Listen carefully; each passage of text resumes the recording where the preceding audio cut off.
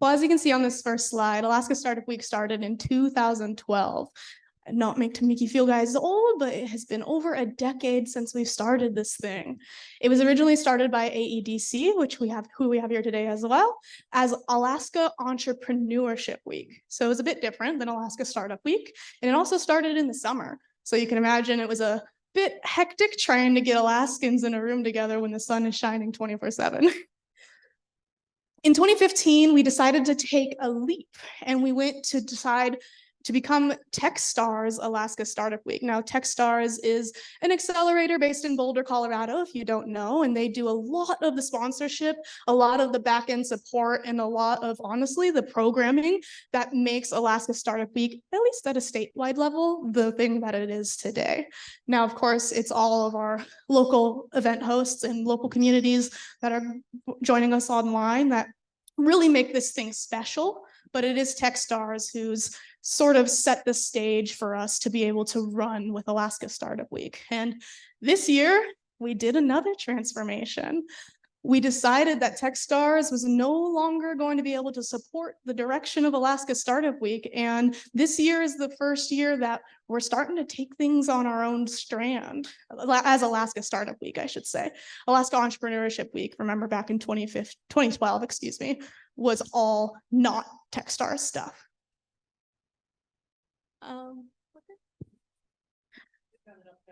Okay, perfect. We can go 2 more slides, whoever is clicking. And another one. Awesome.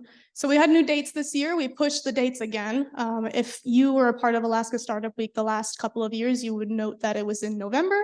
This year it's in October to be sort of the start of all of the programming that is the Alaska startup ecosystem. So we're talking about like pitch competitions, Alaska Angel Conference, a lot of different programs throughout the state happen in the winter. And so bringing Alaska Startup Week to the beginning of fall instead of in winter is a way for us to bring more people into this ecosystem before all of those amazing opportunities in the future happen. Next slide.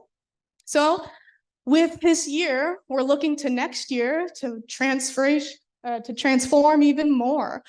I'm not sure where we'll head from here without Techstars, but I can tell you I'm very excited for it. Thank you, Atlas. And yes, and with that, we would really appreciate all the volunteers that put effort into this. You know, this is a completely volunteer-led event, as well as there's so many other volunteer events in the state. So we just want to give a special shout out to all of our sponsors, all the people that made this happen, all the people that engaged during the meetings to allow for this event for the whole week to coalesce. And a special shout out to Mike Webley, who he was last year. He was involved as a city lead, but this year he had some other obligations, but he was still willing to participate and help spearhead the effort for the interior. We also would like to thank Pasquale Rieg for taking the city lead position here in Anchorage. He's done a really great effort collaborating with all the folks here in town. He's in there in the back. Thanks, Pasquale. We'd also like to thank Kellyanne Cavarata for spearheading the peninsula, the Kenai Peninsula. So she really did a great job rallying folks down in the peninsula. And actually, I think they got a proclamation from the city of Homer for Startup Week this year. So that's a really great job doing that, Kellyanne. And then also Mark Wheeler in Juneau. And so he put some effort forward in collaborating with folks down in Juneau to ensure that we had some events going on down there and people that participated here. Next slide, please. All right, so this year's theme is Traditions to Transformations. And as you can see up here, we have a quote by William Somerset. It says, "Tradition is a guide and not a jailer." Kelvin, I think you have a really good story to tell us. Yeah, here. So she had that quote, and it really struck a tune with me from when I was in middle school. I took a trip. I'm from the village of Igigik out in the Alaska Peninsula. And so the first time that I ever left home by myself was to go to Washington, D.C. for it was for the close-up tour. where we got to go and view the 3 branches of governments and get to tour all the sites. So it was rather daunting being a kid who's hardly seen trees growing up, let alone paved streets and whatnot. But after that event all kind of went to the wayside, we found ourselves at the Holocaust Museum. And being the solitary individual that I was from my upbringing, I was just kind of wandering around this particular room in the Holocaust Museum, and it was about this size actually. And there was 3 recessed holes into the floor. They're hexagonal, and each of them had little projectors projecting images onto one of the 3 sides, or 3 of the 6 sides. And in each of these holes, there were artifacts of the Holocaust: shoes, rings, glasses of people who were murdered. And so not ever being exposed to anything like that, it was horrifying. And so I'm leaning on this stainless steel railing that was around this hole, and this old guy, looking back on it, I didn't know what old was back then, but looking back on it now, he had to have been in his late 80s to early 90s. And so he leans on the railing right here, kind of like at the V, and we acknowledge each other and get to watching these slides. And with each photo getting worse and worse, we would look at each other, and did that 3 or 4 times. And he looks down at me, and he licks his lips like he's going to say something. And I'm looking up at him, and he goes, "They can take your money, they can take your wealth, they can take your family, they can take everything you love in this world, and they can even take your spirit." And he pokes me on the chest. And he said, "The one thing that they can never take from you is what you know. Learn as much as you can." And he stared into my soul. And so we both sat there staring for a couple of seconds. And then I nodded, and he nodded at me.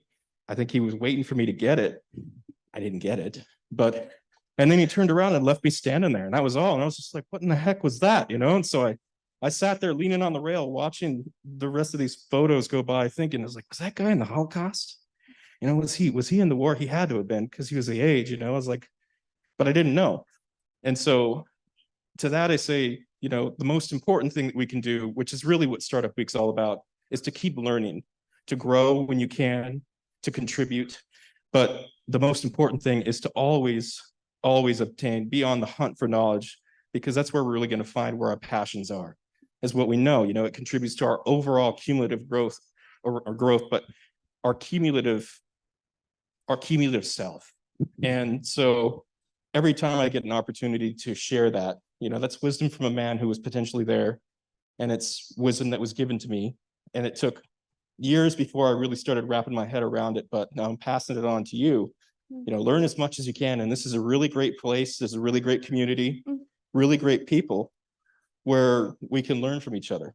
So I just want to say again, thank you to everyone who's choosing to come and participate to add to your knowledge base. Thank you so much, Kelvin. Yeah. That story is so special to this transformation theme, because that tradition that man brought to you is now transforming you and bringing it forward.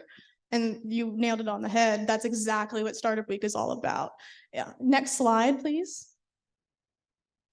So we have a couple of events that fall into this theme. Honestly, all of the events fall either into a tradition or a transformation. These are a couple of events that I handpicked to help support this point. But at the end of the day, our traditions are in events like this, where we all come together, where we thank each other for your hard effort, where we recognize the people in our communities who are moving us forward, who are transforming our communities. Other traditional events, such like 1 Million Cups, that has been going on for however many years. I don't even know. It's been such a transformative program in Anchorage and now statewide. It is no longer 1 Million Cups Anchorage, it is 1 Million Cups Alaska. And then lastly, in the tradition side, we've got a First Friday with Alpine Fit and AKSuWk2023. Alpine Fit has been someone who has been integral to Startup Week as she's grown that business. If you don't know Alpine Fit, it's a local Alaskan clothing brand that is created and I think even manufactured here. I'm not sure on that though. They've been involved in Alaska Startup Weeks forever, for as long as I know Alaska Startup Weeks. These are the people who are creating traditions by showing up every year. Now on the transformation side, you've got things like 5 founders exiting, what they did and how they shared their stories to get out of their business. What's next after you've done a business? Other things like Seward Pitch Fest. We're not even having a pitch fest this year, and Seward is. That's so cool to me. And of course, the Alaska Business Women's Center is doing a drop-in clinic, and they have been doing so much with Umoja co-working space as well, and have been transforming our communities and our women. Okay, final slide, please, and we'll be off. So let's revisit this quote. We had heard a story. We saw a couple of events. Tradition is a guide and not a jailer. I want to leave you with something to think on. And in this beautiful space of Alaska Heritage Center, it's very easy to assume that tradition is just for Alaska heritage, Alaska natives. But at the end of the day, like, I don't have that heritage. I don't have that tradition. But I do have other traditions. I do bring something else to the table. And so if you're not Alaska Native, if you're not from a culture that is very ingrained in family values or traditions or rituals or holidays, what traditions are you bringing to the table? How are you using those to transform us? Thank you.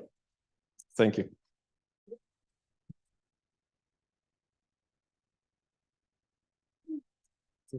Yeah, thanks.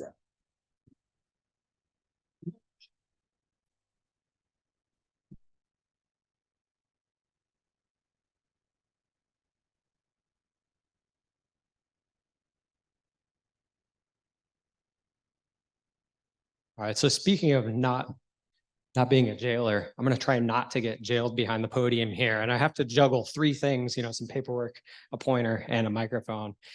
But we're going to make it through this thing. So we've got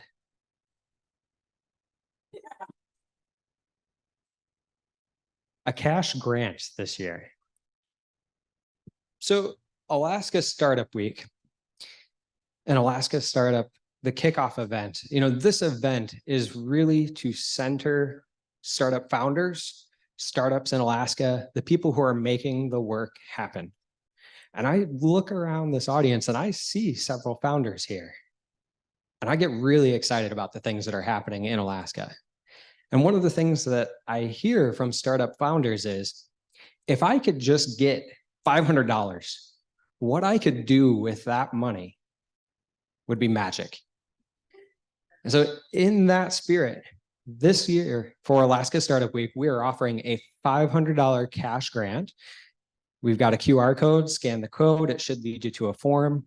We are looking for startup founders. So if you're not a founder, we're going to find out. We're a small enough community, we will know. But if you think you might qualify, either ask us or just fill out the form. But we'd like to see how we can get some of that money into somebody's hand. So the drawing is going to be this Friday during the finale party at Rage City Vintage in Anchorage. So hopefully we'll see you there. I hear that there's going to be an after party as well, but you'll have to talk to Carrie Jean about that. So again, my name is Ryan. I'm the executive director of Alaska version 3. And Alaska version 3 is asking the question, what's next for Alaska? What do we want to see 3, 10, 30 years from now? And how are we working together to get there? We move in the direction of our conversations. And so we're just asking the question and trying to have that conversation with folks. There's a lot of really meaningful work that's going on in the state right now. I look around this room and I see a lot of people who are carrying a big, big lift. And I really appreciate the work that everyone's doing. It's the connections. It is the people that is in this room that is creating that future for Alaska. It's not a passive thing. It's active. We're doing it, folks. It's happening right now. So what do we want to see? Where are we going? How are we working together to create that economic transformation? What does that look like for Alaska? Well, I don't have that answer. I've just got lots of questions. I love stacking questions. So if you ever talk to me, get ready for like 5 of them all at once. But we have a friend here, Mr. David Iptong from Canada, who is going to be coming up and talking a little bit about his experience in Alberta. So David is the regional director of Alberta, or regional director Alberta for the Foresight Clean Tech Accelerator, where he works with hundreds of technology startups and entrepreneurs, helping them build their businesses and connecting them with resources and support in the community. David brings a wide range of experience, having worked in startups, large corporations, and not-for-profits in industries ranging from manufacturing, energy, and telecommunication. He sits on the Partners Council of the Energy Futures Lab and is a board member at Canada Clean Tech Alliance, and previously led innovation efforts at Platform Calgary and Innovate Calgary. He holds an MBA from the University of Calgary and a Bachelor's of Science in Mechanical Engineering from McGill University. And Foresight Canada, in case you're wondering, Foresight Canada is Canada's leading clean tech accelerator.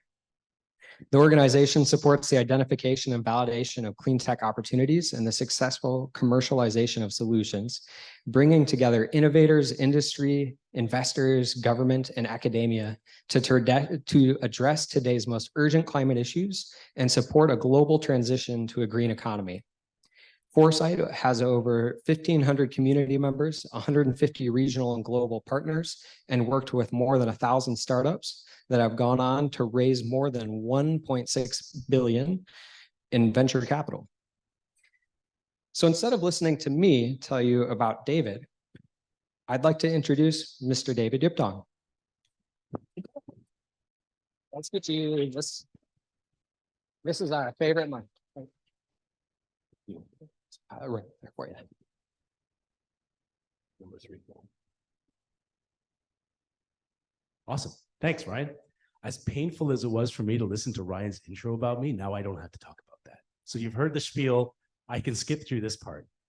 I'm here to tell you about Calgary's journey. And you know, in my time being here so far, it's been amazing to sort of hear about the people of Alaska, the people of Anchorage, and sort of how many things we actually have in common.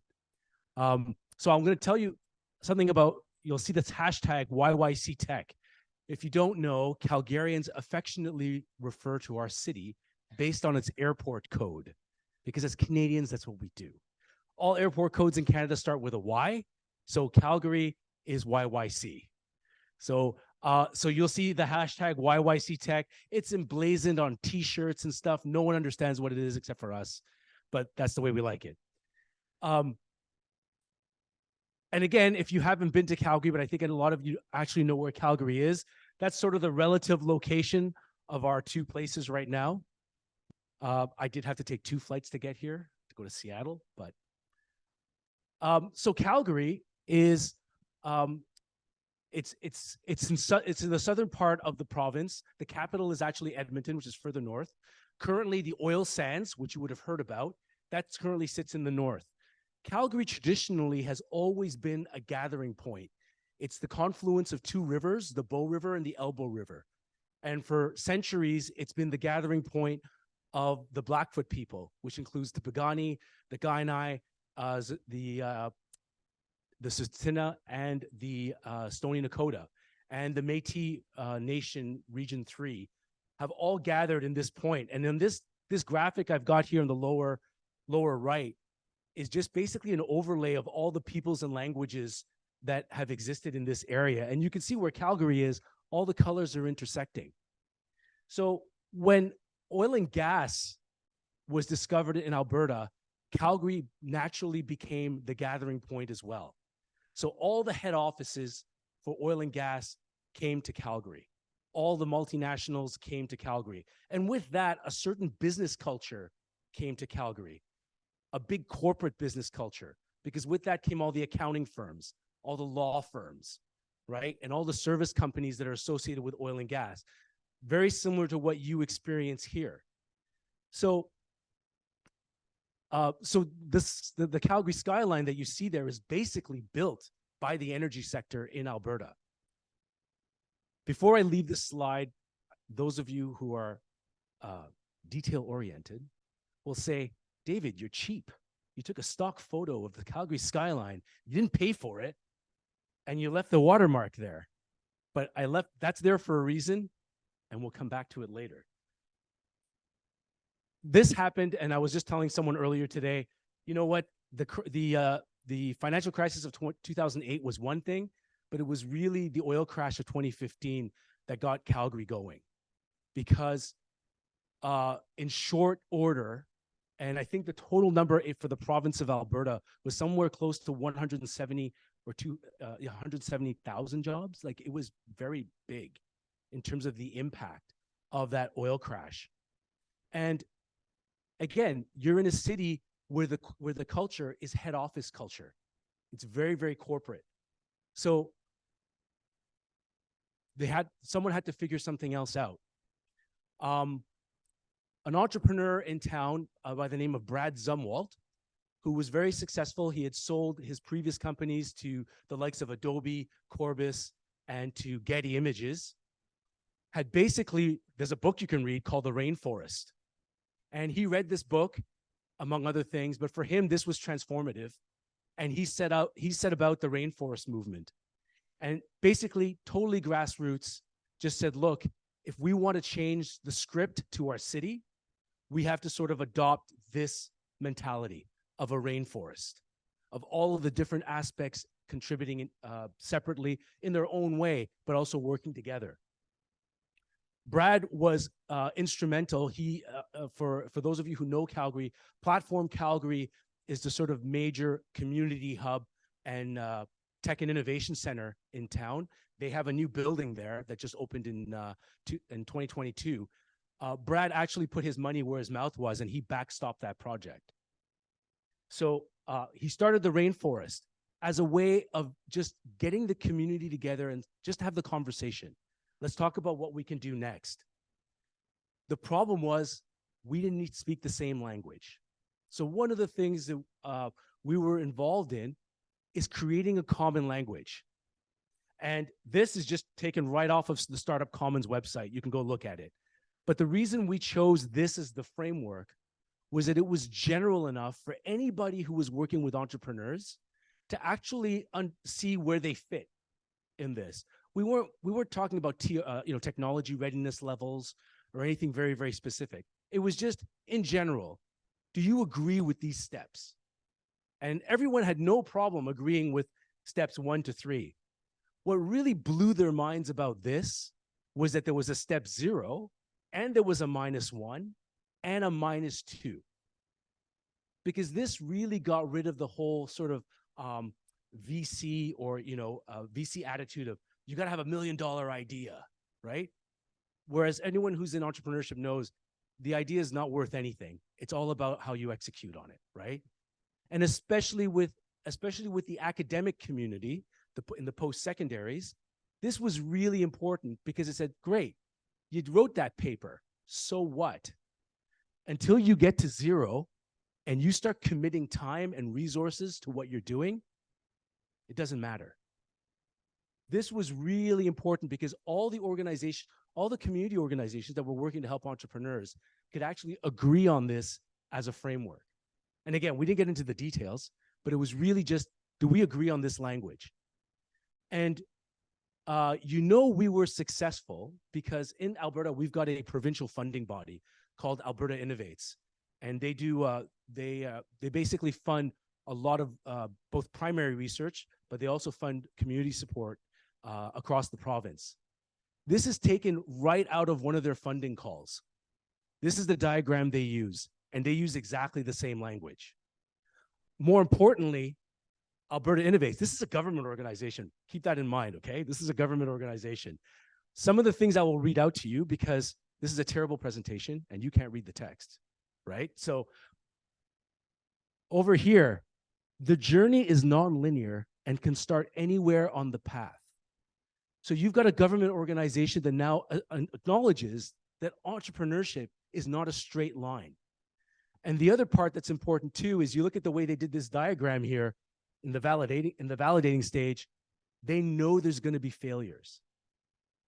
So when Alberta Innovates has gone to like great lengths now to basically say, if we're going to fund things in the province, this is the framework we need to understand, or we need to follow. So all of the things that they've done since that time has really been around encouraging this kind of activity in all corners of the province, whether it's in a large city like Calgary or Edmonton, or whether it's in smaller communities. But this is where common language has really helped, because at all levels now, there's an understanding of what that journey looks like. The next big task, Calgary was very, very fragmented. So a couple of us got together and we did, well, we just said, let's just map. Let's just talk to a couple of founders. And let's just have them tell us their story from the time they were founded till today. And today in this case is January 2018.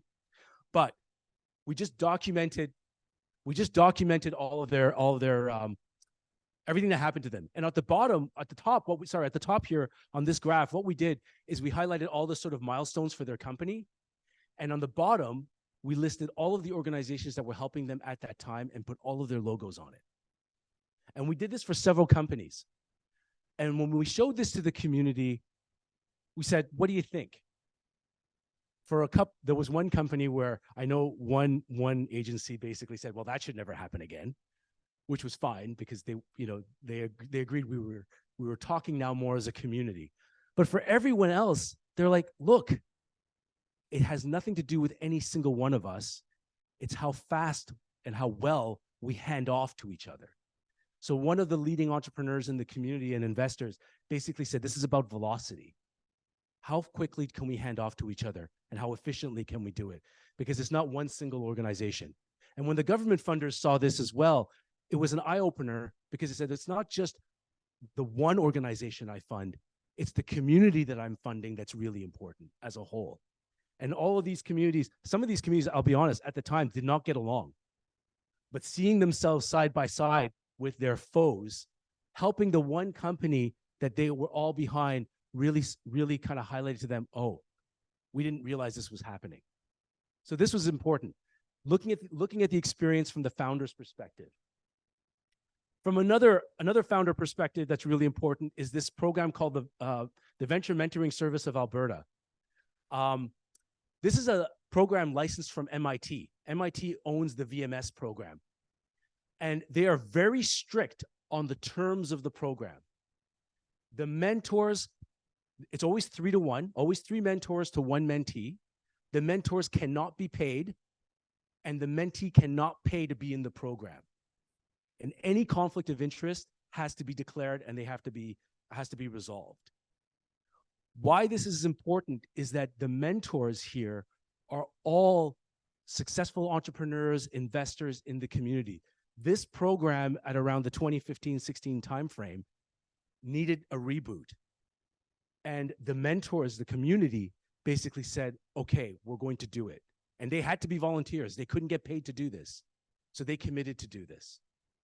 The gentleman from MIT that came up to Calgary for the reboot, when I was driving him to his hotel, actually made the point. He says, I've seen VMS either succeed or fail in communities.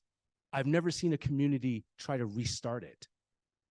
So it was a commitment from those members of the community to say, yes, we're going to help the entrepreneur. And the model for VMSA is really the focus is on the CEO, the founder.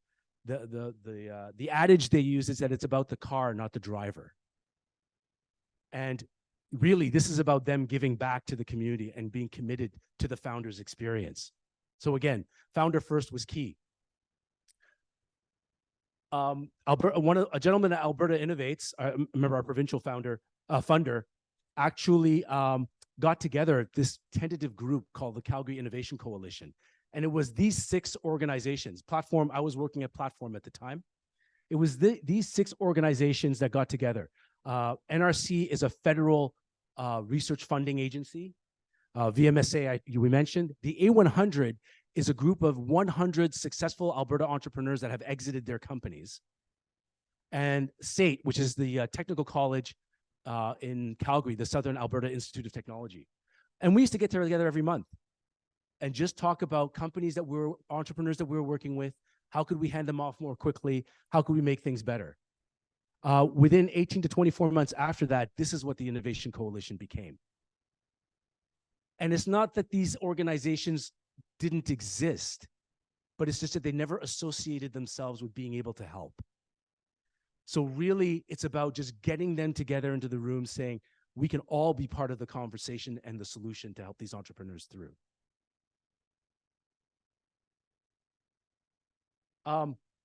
Startups. So I mentioned Brad Zumwalt before. Brad Zumwalt went on this charge to actually try to document all of the startups in Calgary. So he's got this, he calls this the butterfly collection, like he collects butterflies.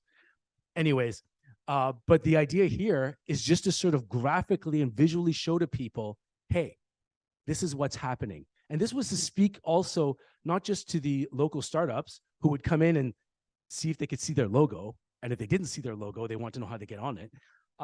It was for the regular Calgarian, to show the regular Calgarian, this is what's going on. And these are the goals that we have. Like, we're trying to work towards something. And this was a way of engaging just the regular Calgarian to say, this is the stuff that's already happening in your city. It's not just the energy sector. And of course, like everything else, you do need some real numbers.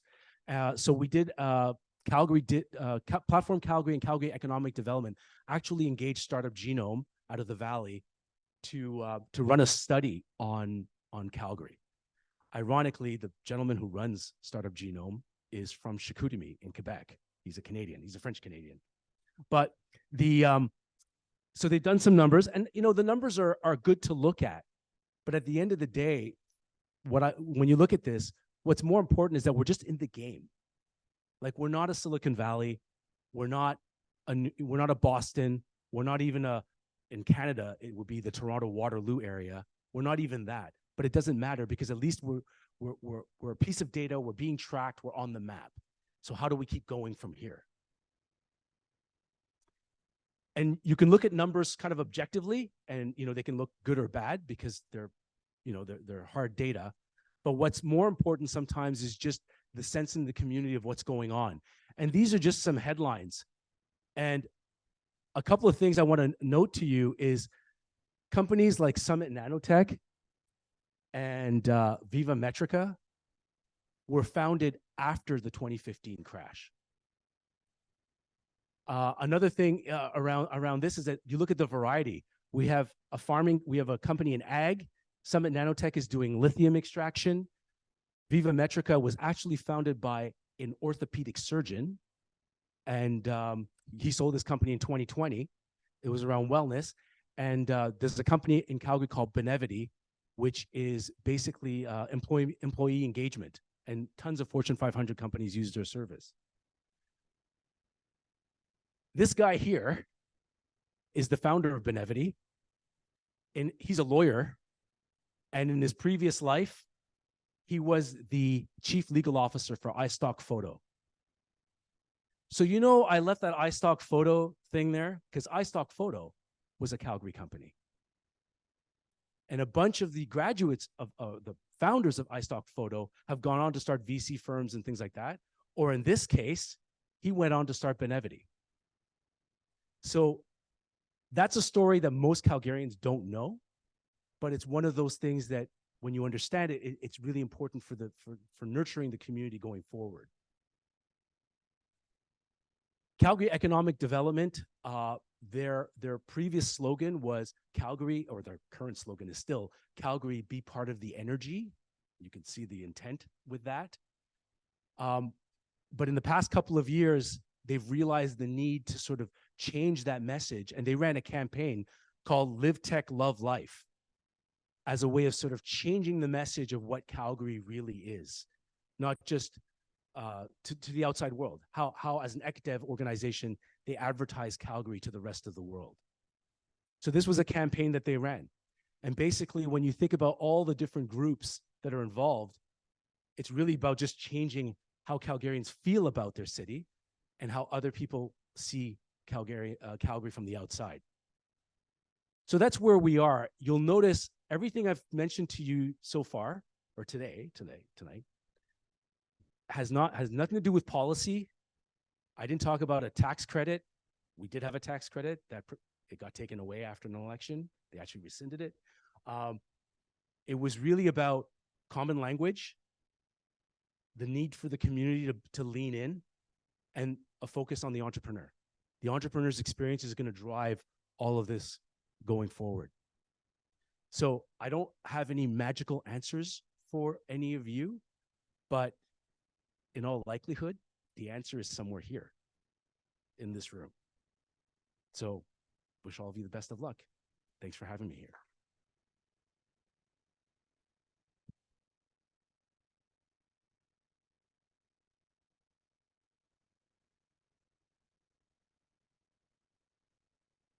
Thank you, David. And we've got a T-shirt from Becky Straub. You are now Alaska owned.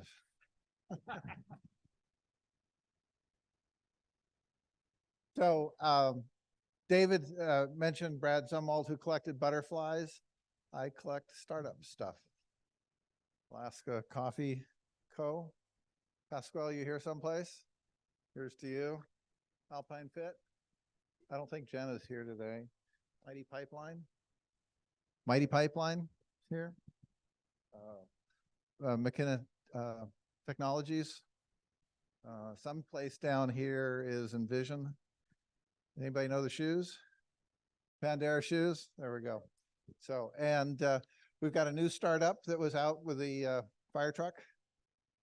Big state beer truck is out there. And so tonight is really about recognizing that our community is built out of startups. All businesses start up at some point, and tonight we're here about looking at those early stage. And it's important to look at the stories, I think, to remind ourselves about the startups that we have here. Alaska is way above our weight in terms of where we hit. Pandera Shoes and the group there won the National Kauffman Foundation 1 in a Million.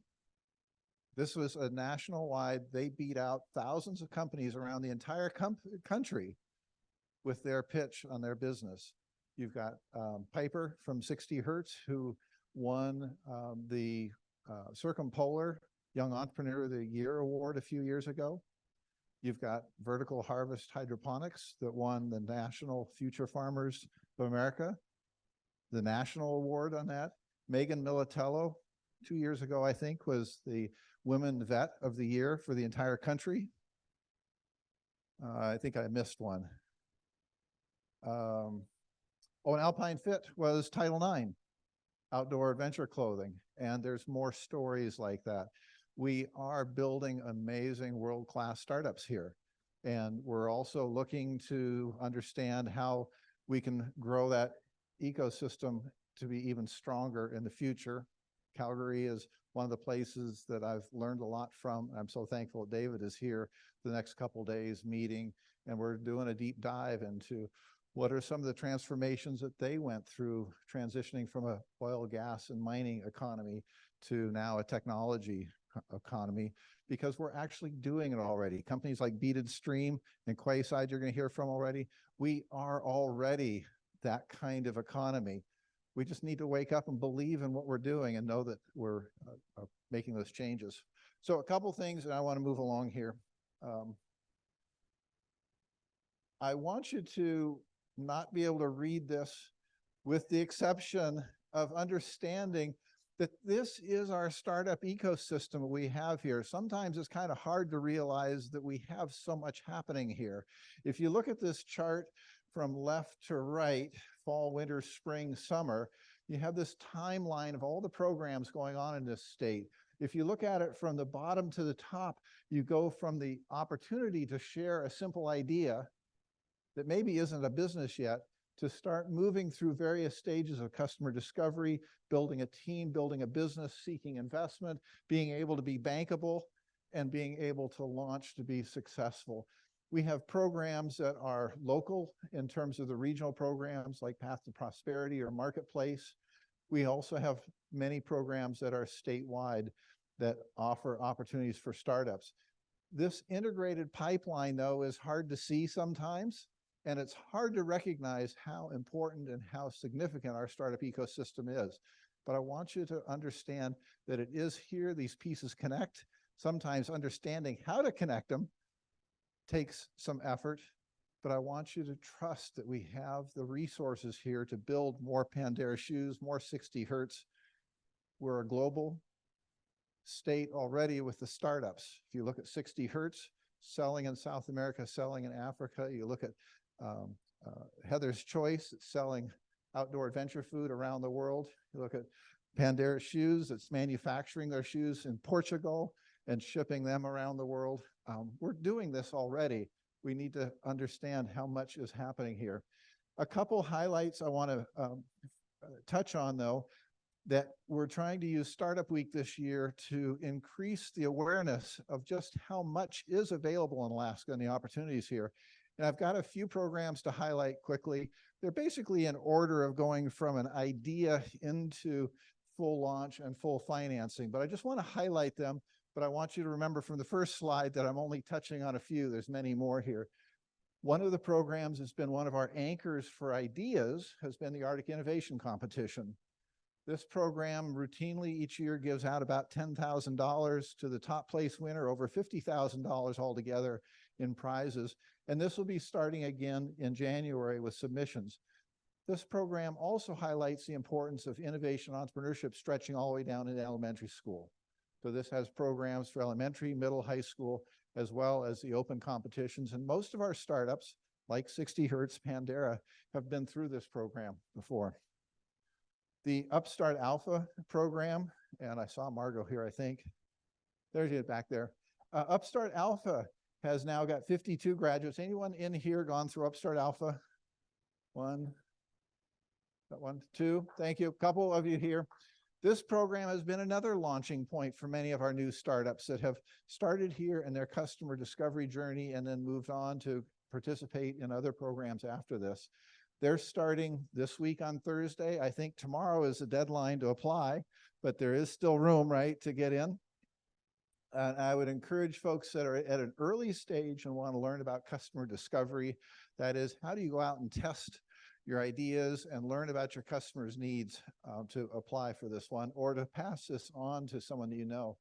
We have another program going on in Northwest Alaska, the program that has been, Ryan's been working on with SEF. This is actually a program coming out of Canada that we're using to work on rural entrepreneurship. G-Beta is getting ready to do 2 more cohorts next year. There'll be a winter cohort or maybe spring, I guess we don't have dates yet, and then a fall one. We've got now 20 companies here, $2.2 million raised. So now we're a little further along in the startup journey. And then you've got programs that are helping companies find projects and find a match between their work and the opportunities and challenges in Alaska, like Health Tie and Jacqueline is here, that are doing a fabulous job of networking the needs that we have with startups and the opportunities for growth. And then finally, kind of going to the top of the stack, we've got McKinley Growth Capital as an example of the funding that's available in this state that provides backup and works with the SBA for funding, including being able to sponsor programs around the state and to bring together these different partners in order to help entrepreneurs develop their businesses. Lastly, we'll have the Innovation Summit going on in February. I hope you'll be attending there. That's another opportunity for us to all come together. Now, I will say, wrapping up, that the biggest challenge of building a startup is trying to figure out where to start, right? All of this information is hard to navigate. What I'd like to leave you with is both the QR code, if you're interested, to a list of all of the programs that I've just talked about and the programs. More importantly, is a list of the newsletters and the ways that you can get connected with the feed. But at the end of the day, generally always tell people there's 4 basic things I want you to remember about our startup ecosystem in terms of getting connected. One is sign up for some of the newsletters. So the Alaska Startup Digest, the newsletters that come out of individual organizations, is a great way to be aware of what's coming up and connected with the opportunities. Second is use the Facebook Alaska Startups page and group. Third is attend to 1 Million Cups and have a chance to present your business idea. And fourth is contact the Alaska Small Business Center and look for their help and idea and resources. If you'll just keep track of those 4 things, and if you'll pass that on to your friends and your entrepreneurs, you'll give them the opportunity to find the on-ramp that these other companies have found in the past. So thank you for the time on that. I think I'd like to turn it over now to Alan and the 1 Million Cups. Oh, yeah. Whoa. Holy cow. I guess we're live. Thank you very much. All right. Who's the most excited out here tonight?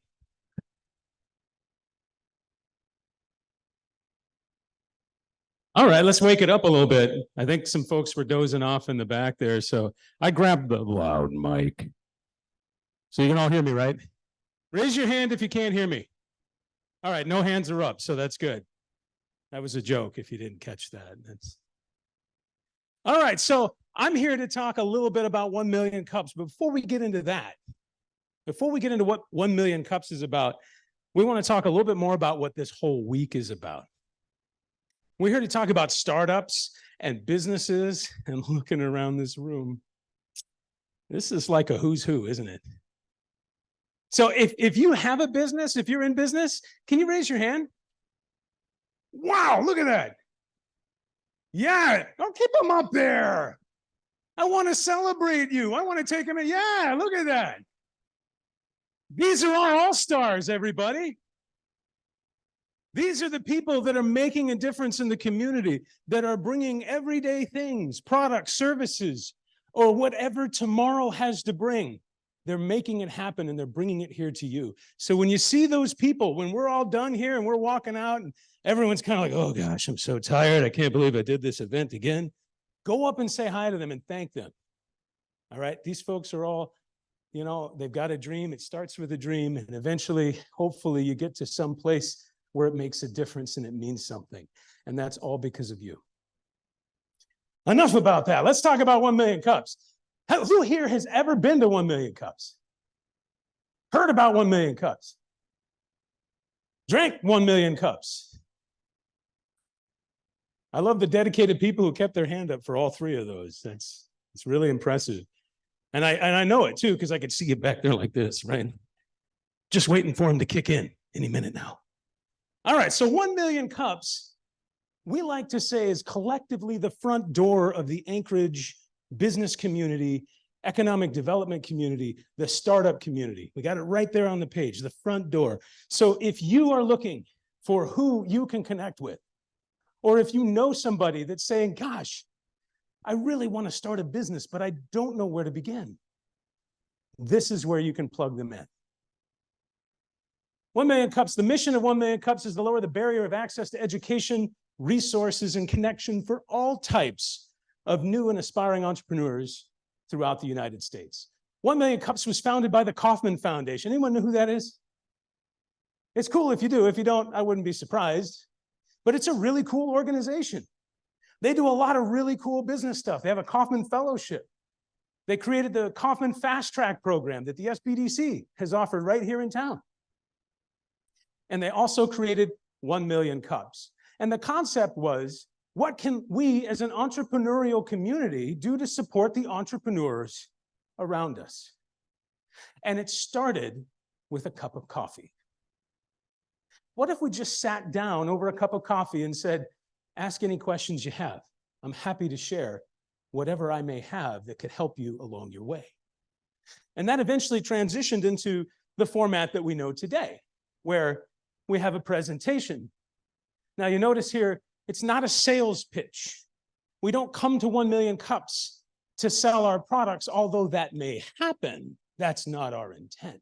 It's a presentation. It's an opportunity to talk about what we're doing and to receive feedback from the community, like steel sharpens steel, to say, how can I be better? How can I up my game? If you're pitching to an investor, there's no reason you should pitch to an investor without coming here first. It's free. And I'm there. Thank you, some of you, for laughing. Some people groaning in the back. You know, I'm not always there, so you can go, you know, whatever. So if you want to know more about 1 Million Cups, you can check it out, 1millioncups.com/present. And if you'd like to join us at a 1 Million Cups, we will be meeting there this Wednesday for a very special 1 Million Cups at the Umoja Co-working Space, 3001 Porcupine Drive in East Anchorage. We will also be available on Zoom. You can find out more about it at 1millioncups.com/Anchorage. All right. Now we're going to give you a little taste of what 1 Million Cups is all about right now. And to start us off, we have an amazing presentation. Now, our presenter may only be in 4th grade, but don't let their lack of size fool you into thinking this is no big deal. I'd like to encourage you to help me welcome Phoenix Pointer with Biddy's Craft Club.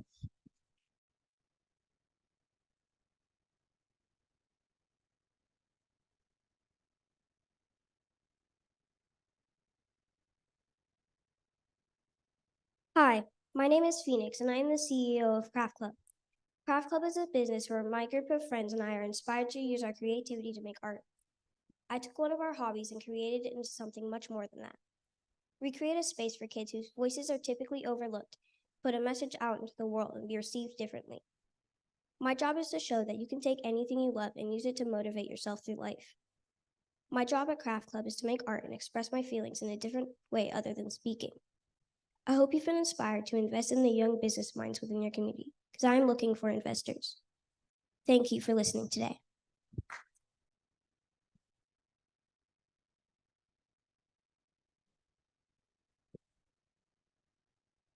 How about that? Anyone in this room that can tell me they're not excited about the future after seeing something like that? That's what we're doing here, folks. That's what the future's all about. And you get to be a part of it. All right, we've got another presentation for you. Please help me welcome someone who's leading the conversation here locally in the AI sphere. Who here is familiar with artificial intelligence and all that kind of fun stuff that's going on in like, you know, AI? Well, I'd like to bring up Eric Williams to talk to us a little bit about Quasi.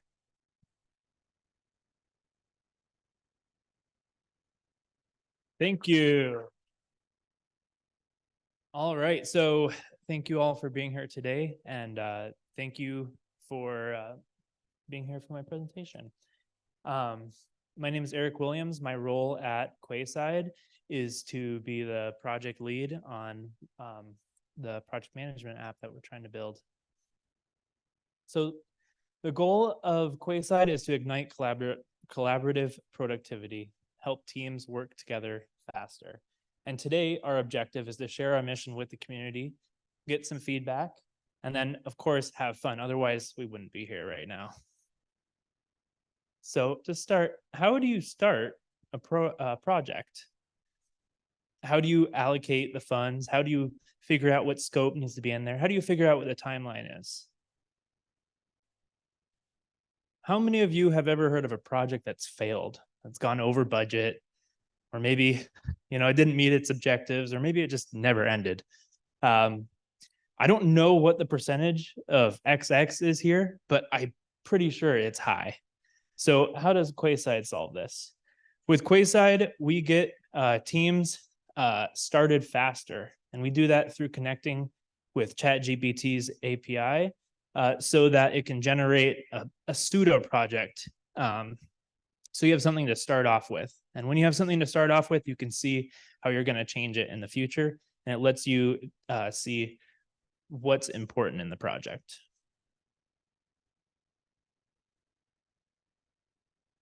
All right, clicker does not seem to be working. All right, so to start, you log into quasi.app and you charter a project. So when you press that, it just asks you for the name of the project. And you can fill out all sorts of other things as well. So how much budget do you want to allocate towards it? What are some key goals of this project? You can change any of this stuff later.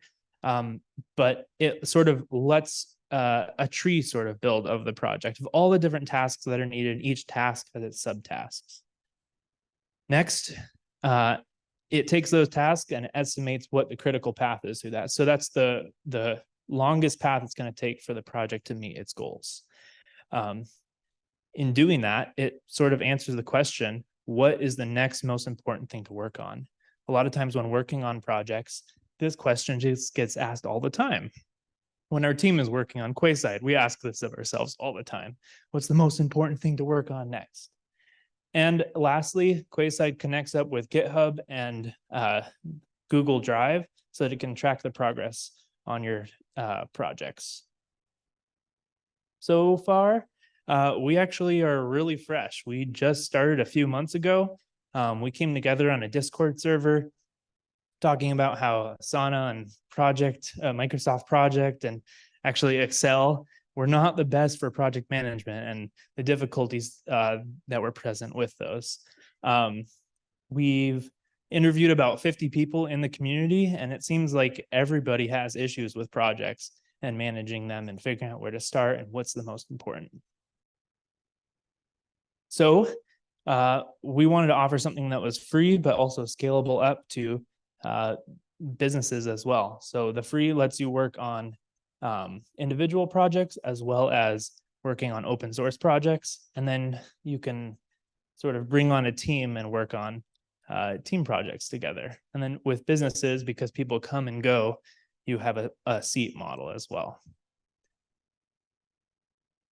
So one of the biggest challenges that we saw in building Quayside was getting enough data to fine tune a model that could actually make good estimates for your projects. So we've partnered with Beaded Stream and UAA Robotics, Iceberg Robotics, as well as we're looking into the data sources of the open source movements as well with tools like Odoo and the other projects that they have going on there.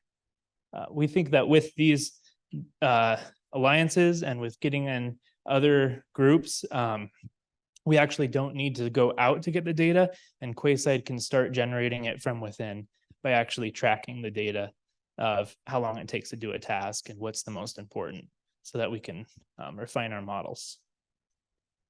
So this is the Quayside team. There's a lot of text on here, but the thing to note is that we have experience building scalable web apps, and this team's amazing. So far, we actually have a little app on quayside.app, and don't worry, it's not great. But yeah, I'm just really thankful for everyone that's put an effort into it. Another thing to note is everyone here is like working 60+ hours a week on all sorts of other things. And this is their side thing, because they have projects in their own work and they're like, wow, I could really use a tool like Quayside. So we are our own initial customers. So the last thing is back to the objectives. I've shared the vision of Quayside with you, and I hope that you'll come to me later with some of your feedback or contact me. I want to hear what your experiences are with projects and where some of the biggest difficulties were for you. Also, if you know any of these interested people, we would love some front-end engineers, so a software lead, and then also business model advice. So we really like the open source model, and we'd like to move towards that, but we'd love to hear opinions from the community as well. And lastly, yeah, keep having fun. After the kids go to bed at night, I get on and I program a little bit and talk with ChatGPT, and that's what's going into this. So thank you very much. Oh, am I doing questions? Okay. Am I doing questions? Is that a part of it? I don't think we have time for questions just yet, Cool. but I'm sure that there are lots of them in the audience. So when we break off, if you have questions, make sure you find Eric. All right, that's pretty rad. The future right here, going on right before our very eyes, everybody. And that's, oops, sorry. My bad. That's kind of what 1 Million Cups is all about. We have a couple of pitches. We get to hear from some entrepreneurs, and then we take a moment for some community updates. And for that, I'd like to ask our good friend Molly to join us on stage for Molly Bees. Thank you, thank you. Just hit the slide. Here's the update. Last time I did this, it was 2 years ago, and I was just getting ready to go on QVC, and I was doing all e-commerce. So everything was online, a lot of e-commerce opportunities. We were in man crates and did QVC, did $30,000 in 8 minutes, was amazing. And ended up launching to a national brand now. So I started with $150 for some of you that don't know my story, hand mixing cookies in my house. And now I'm on the 5th year, and we are in 8 countries, and it's just been incredible. So a lot of hard work. Thank you. And I just love helping the community. I mentor 160 different women. I don't charge for mentorship. Everyone tells me I need to, but I just can't, because when I needed help, people helped me for free. So, but we were on, or have been on, and still on Wheel of Fortune. They keep calling me and asking me if we could do it again. And who says no to Wheel of Fortune? So they can win a year's worth of Molly Bees cookies and milk when they land on that. And I just went to New York. New York was awesome. Made some incredible opportunities there. In Target, 7-Eleven, all the places that you dream to be when you're a brand. So it just keeps growing, and I'm really blessed. So thanks so much. We are on scale right now to do 10 million this year, and we'll be exiting for 300 million in about 2.5 years. So that's the plan. That is awesome. And that's the kind of success we're looking for here in Alaska. You know, when we can do this here locally, you know, I mean, that money stays here. When you buy those cookies, it's not going, and I don't have anything against Nabisco. All right. I've personally bankrolled a few of those elves in the tree, if you know what I mean. It's in here somewhere. But the money's not going into it's going right here into our community, into our local economy. So please support these local businesses. Thank you, Molly. And oops, wow, I'm doing great today, everybody. The wonders of live programs. I'd like to take this moment now to thank everyone from joining us around the state. Let's applaud all of our great folks joining us on the Zoom tonight from around the state. We appreciate you so much, and we look forward to all of these wonderfully engaging events going on around the state. And for all of you, wherever you may be, if you're in this room, if you're joining us across town on Zoom, or if you're coming to us from sunny Tuntatuliak, go to AKStartups.com. You can find AKStartupWeek.com. Wow, let me just mess that up. Woo! AK